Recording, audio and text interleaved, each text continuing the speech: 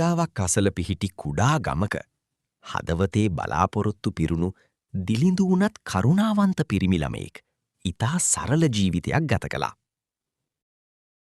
සෑම දිනකම තම පවුලේ ජීවනෝපාය සඳහා මසුන් නැල්ලීමට ඔහු ගඟට ගියා.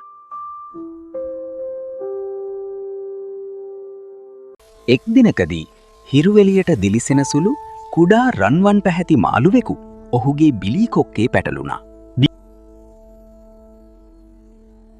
ඒ අද්භූත ආලෝකයකින් බැබළුණු එම මායාකාරී මාළුවා නිදහස ඉල්ලා නිහඬවම ඔහුගෙන් අයද සිටියා.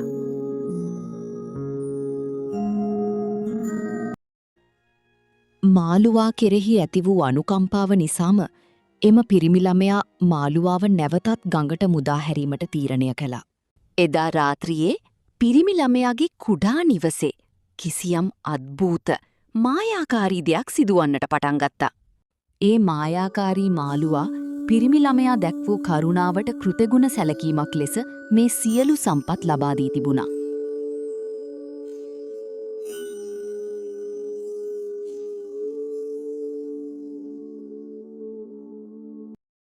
පසුදා උදෑසන පිරිමි ළමයා තම නිවස පුරා නොසිතූ අයුරින් ආහාර පාන සහ වස්තුව පිරී පවතිනු දුටුවා. තමාට අලුතින් ලැබුණු මේ වාසනාව හමුවේ පවා පිරිමි ළමයා ඉතා නිහතමානීව සිටි අතර ගමේ අනෙක් අයට උපකාර කිරීමට ඔහු සෑම විටම ඉදිරිපත් වුණා.